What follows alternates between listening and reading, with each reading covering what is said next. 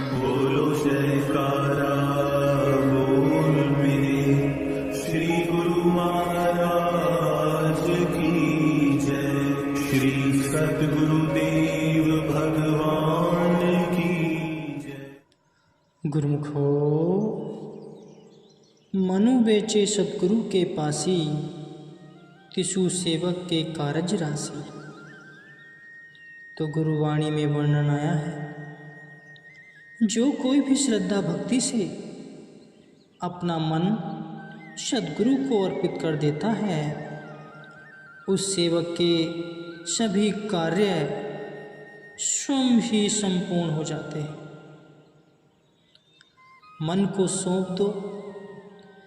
संत महापुरुष भक्ति पथ पर चलने के लिए इसी आधारभूत सत्य सिद्धांत का प्रतिपादन करते हैं, जिसे सामान्यतः साधक भूल जाते हैं। अपनी उच्च शिक्षा या पांडित्य के गर्व में साधक सद्गुरु द्वारा दिए गए उपदेशों में संयम करने लगता है। वह संतों द्वारा प्रतिपादित परम सत्य को अपनी सीमित बुद्धि से तोलने लगता है और फिर महापुरुषों के संग में कोई लाभ नहीं उठा पाता और बुरी तरह से हताश हो जाता है। प्रत्येक साधक को, भक्त को अथवा शिष्य को यह भली भांति समझ लेना चाहिए कि अपने अनुभवों के आधार पर अथवा विद्वता के द्वारा सद्गुरु के उपदेशों का विरोध करना या सद्गुरु के उपदेशों को अपने आप ही कोई नया अर्थ निकाल लेना उसकी अपनी ही आत्मिक उन्नति के लिए हानिकारक है। भक्ति के मार्ग में जो परमावश्यक है वह अपने मालिक सद्गुरु में अडिग विश्वास है। गुरुमुखो, ऐसा कहा जाता है कि जब स्वामी दयानंद जी धार्मिक ग्रंथों तथा अन्य प्रमाणिक मुख्य पुस्तकों को अपनी बगल में दबाए हुए अपने गुरु स्वामी विरजानंद जी के पास गए, तो उन्होंने एकदम स्पष्ट रूप से कह दिया कि मुझसे दीक्षा लेने से पहले यह सारी पुस्तकें पास में बहती हुई नदी में फेंक आओ।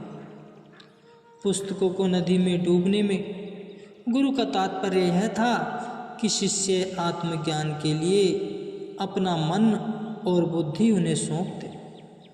इससे ज्ञान का अहंकार नष्ट हो जाएगा। गुरु भक्ति के मार्ग में मन और बुद्धि यह दोनों बाधक हैं, जो साधक को इस पथ पर आसानी से पैर नहीं रखने देते। वे उसकी उन्नति में प्रत्येक पग पर रुकावट पैदा करते हैं। मन में विविध प्रकार की इच्छाएं, इंद्रियों के सुख और व्यर्थ की महत्वाकांक्षाएं भरी रहती हैं। अहंकार आत्मा का सबसे अधिक घातक विषैला तथा शक्तिशाली शत्रु है। जब तक जीव के वासनाओं, इच्छाओं, इंद्रियां जगत सुख और अहम भाव या अहंकार में रुचि रहती है, तब तक वह शाश्वत आनंद से दूर रहता है। आनंद रूपी अमृत का आस्वादन करने के लिए और अपने भीतर मालिक का दर्शन करने के लिए वह अति आवश्यक है कि वह इन शत्रुओं को नष्ट कर दे। इसलिए शिष्यों की भलाई के लिए सद्गुरु दिल दिमाग को उन्हें समर्पित करने का आदेश देते हैं। वस्तुतः अपने लिए वे कुछ नहीं चाहते, परंतु परम अलौकिक सुख और उनकी सोहबत का आनंद लेने के लिए साधक का मन बिल्कुल शुद्ध और उज्जवल होना चाहिए। यह तो केवल मनुष्य जन्म में हो सकता है, क्योंकि मृत्यु के बाद तो परमात्मा ही जानते हैं कि आत्मा कौन सी योनि में जाएगी। इसके अतिरिक्त प्राणी यह भी नहीं जानता कि अब कब यमराज आएगा और उन्हें ले जाएगा। इसलिए इस असंगठित स्थिति में परमेश्वर का निरंतर स्मरण ही एकमात्र उपाय है गुरुमुख हो, ताकि अंत समय वह हमारी संभाल कर सके। अपने दिल और दिमाग को मुझे सौंप दो। इस उक्ति का यही भाव है। गीता में भी कहा गया है, यम यम वापी सिमरन भावम त्याजन्ते कलेवरम तम तवेवती कोतन्य सदा तद भावत है। अर्थात हे कुंती पुत्र, प्राणी अंत समय जिसका स्मरण करता हुआ शरीर छोड़ता है, निरंतर उसका ध्यान करने से उसी को ही प्राप्त होता है। यहाँ भगवान कृष्ण ने यह निष्कर्ष दिया है कि शरीर को छोड़ते समय प्राणी जिस विषय का चिंतन करता है उसी को वह प्राप्त करता है। भगवान कृष्ण के इस कथन में संदेह होने की पर्याप्त संभावना है। कुछ आराम पसंद लोग इसका वह अर्थ निकाल सकते हैं कि भगवान ने अपना बहुत स्पष्ट निर्णय दे दिया है और हम मृत्यु के समय उनका स्मरण करके उनके पास पहुंच जाएंगे। परंतु ऐसे जीवों को यह बात अवश्य समझ लेनी चाहिए कि पहले तो किसी को अपने अंत समय का ज्ञान नहीं होता, और दूसरा, जब तक किसी का बार बार ध्यान न किया जाए वह अंत समय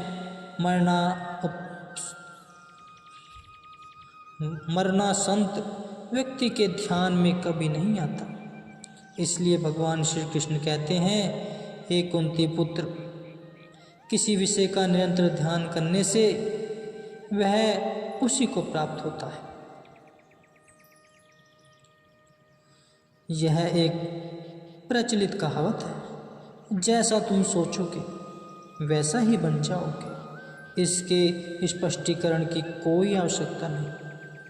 गीता के एक व्याख्याकार ने लिखा है, विचार सभी कर्मों को प्रेरित करते हैं और हर क्षण व्यक्ति में जो विचार उत्पन्न होते हैं वह विचारों की श्रृंखला से नियंत्रित और अनुशासित रहते हैं। विचारों की श्रृंखला उसने स्वयं अपने पूर्व जन्म में अपनी इच्छा से ऐच्छिक विचारों और कर्मों से बनाई होती है। इसलिए जब मनुष्य योनि को प्राप्त करके सत्पुरुषों की संगति में आकर जब उसका मन देह के साथ आसक्ति का त्याग एवं स्वयं को सत्य और शाश्वत के ध्यान में केंद्रित करने के लिए संघर्ष रहित होता है, तो उसमें भक्तिपूर्ण उच्च आकांक्षाओं की नई श्रृंखला बनने लगती है। अर्जुन को उपदेश देते हुए भगवान कृष्ण उसे सतर्क करते हैं कि वह अपना ध्यान सत्य उनमें ही लगाए रखे। इसलिए मन और बुद्धि को मुझ में ही लगाकर हर समय मेरा स्मरण कर और युद्ध कर, निस्संदेह तुम मुझे ही प्राप्त करोगे। पग के प्रथम अर्थ भाग में भगवान कहते हैं कि निरंतर मेरा ही स्मरण कर। लोग इस पद्यांश को समझे बिना ही अपने घरों में, दुकानों पर, गलियों में और कुछ दूर कहीं एकांत स्थान पर जाकर भगवान के कुछ नामों का उच्चारण करने जाते हैं, परंतु अरुचि के कारण वे बड़ी जल्दी ही इससे ऊब जाते हैं और फिर धार्मिक जीवन के ढंग पर आक्षेप करने लगते हैं। ऐसे निराश व्यक्ति इसी प्रकार अपना जीवन व्यतीत करते रहते हैं। वे न तो दृढ़ता से भक्ति को छोड़ने में समर्थ होते हैं और न ही उत्साह से उसे अपना सकते हैं। भक्ति के विषय में उनके विचार इस स्थूल शरीर तक ही सीमित होते हैं। उदय और बुद्धि के सूक्ष्म क्षेत्र तक तो वह पहुंच ही नहीं पाते। केवल इतना ही पर्याप्त नहीं कि हमें अंदर की अलौकिक शक्तियाँ और परम सत्य जिससे संसार की सत्ता कायम है के बारे में जानकारी हो जाए।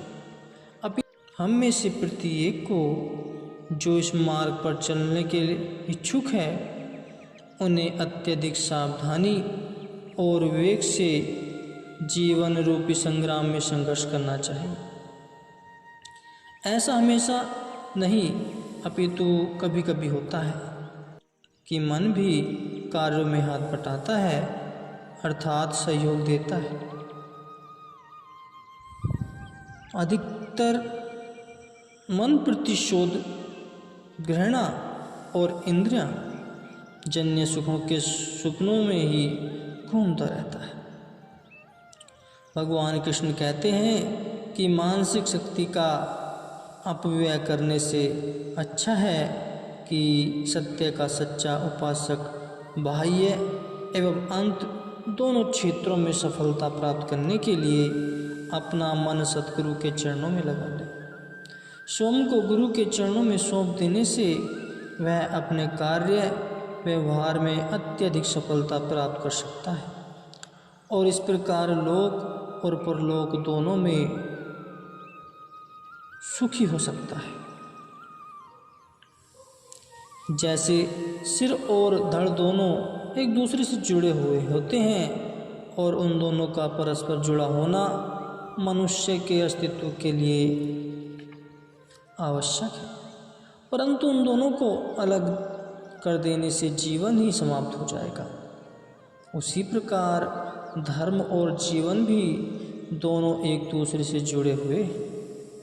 इस कोलाहलपूर्ण जगत में रहते हुए भी साधक को अपने वास्तविक रूप के प्रति असावधान एवं बेखबर नहीं होना चाहिए और संसार के अनेक में आनंद में एकत्व को अनुभव करना चाहिए। एक अभिनेता जो नाटक में राजा का अभिनय कर रहा था वह अपने पारिवारिक जीवन को कभी नहीं भूल सकता जहाँ वह पिता और पति के रूप में उत्तरदायी है।